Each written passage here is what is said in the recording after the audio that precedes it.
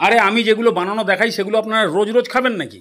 এই যে পুজোর বাজারে যদি এরকম চিকেন কন্টিনেন্টাল খান তো পার পিস 120 টাকা। তো বাড়িতে বানিয়ে একদম 4টে-5টা করে খেয়ে পুজোর বাজারে সাজুগুজু করে একটু বেরু বেরু করুন না, তাহলে তো ঘুগনি ফুচকা আর আলু কাবলি দিয়ে রাত্রি 1টা পর্যন্ত ঘুরতে পারবেন। তো দেখে রাখুন, ভট করে যদি কাজে লেগে যায়। 3-4 চামচ সর্ষের তেল ভালো করে গরম করে নিয়ে আলু পোস্ত কাটিং আলুগুলোকে দিয়ে দিন, সামান্য একটু নুন দিন, ভালো করে নাড়াচাড়া করুন। আলুর মুখ থেকে গেঁজা বেরোনো বন্ধ হয়ে গেলেই 90% কাত।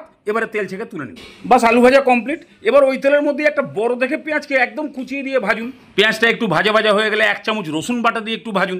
এর মধ্যে তো ঝামেলার কিছু নেই, রোজই তো আপনারা এসব করছেন। রসুনটা ভাজা হয়ে গেলে এবার 1 চামচ আদা দিয়ে দিন, ওটাকেও ভাজুন। তবে আদাটাকে বেশি কড়া করে ভাজার দরকার নেই, খালি পেঁয়াজ রসুনের সঙ্গে একটু মিলে গেলেই বাস এবার দিয়ে দিন টুকরো মুরগি মানে কিমা। এবার এর মধ্যে আন্দাজ মতো নুন, হলুদ আর লঙ্কার গুঁড়ো, বাস এগুলোকে দিয়ে মাংসটাকে একটু ভালো করে কষান। ওই 10 থেকে 12 মিনিট একটু মিডিয়াম ফ্লেমে ভালো করে কষিয়ে নিয়ে হাত দিয়ে রগড়ে দেখুন না, যদি ভর্তা হয়ে যায় তার মানেই হয়ে গেল। এবার সেই ভাজা আলুটা দিয়ে মাত্র 3-4 মিনিট ভালো করে কষিয়ে নিয়ে ধাক ধাক করে ফেলতে থাকুন। তো 1 চামচ করে গোলমরিচের গুঁড়ো আর গরম মশলা, ধনেপাতা কুচি, অল্প করে চিনি, সামান্য কিশমিশ আর 3খানা স্লাইস পাউরুটির গুঁড়ো, এগুলোকে ভালো করে একবার মিশিয়ে দিন, বাস তৈরি হয়ে গেল কন্টিনেন্টালের পুর। এবার এটাকে থালার মধ্যে ঢেলে একটু ছড়িয়ে দিন, ঠান্ডা হোক, ততক্ষণে এই কাজটা করে ফেলুন। 1 বাটি ময়দা, তার উপরে ফটফট করে একদম 4টে ডিম ফাটিয়ে দিন, 1 চামচ গোলমরিচের গুঁড়ো, পরিমাণ মতো নুন আর এমন পরিমাণ জল দিয়ে একে ফেটান যেন ডিম ফেটালে যেরকম টাইপের থিকনেস হয় ঠিক সেরকম টাইপের হবে। এবার অমলেট বানাতে হবে। প্যানের মধ্যে তেল গরম করে 1 হাতা মতন দিন, খানিকটা পুর একটু দলা পাকিয়ে নিয়ে ওই অমলেটের উপরে রাখুন। এবার পাটি সপটা যেরকমভাবে ফোল্ড করে সেরকমভাবে ফোল্ড করে দিয়ে 2টো পিঠ ভালো করে সেকে তুলে নিন।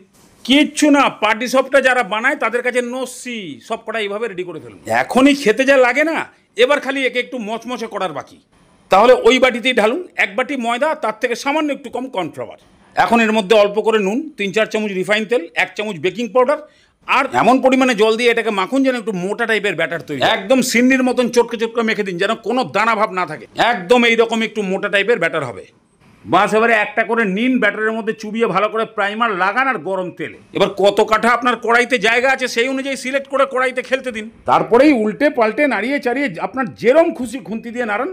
যখনই দেখবেন দুপিঠটা একটু মচমচি টাইপের হয়ে এসছে, বাস এবারে তেল ছেঁকে তুলে। আরে এই যে কি জিনিস তৈরি হলো না, একবার না বানিয়ে খেলে বুঝতে পারবেন না। গরম গরম এত মুচমুচে আর টেস্টি, খাওয়া শুরু করলে একদম ট্যাঙ্কি ভর্তি করে খাবে। তারপরে রাস্তায় কিছু খেতে ইচ্ছা করবে নাকি? মাত্র 15 টাকাতেই হোল নাইট ঘুরে বাড়ি এসে যাবে।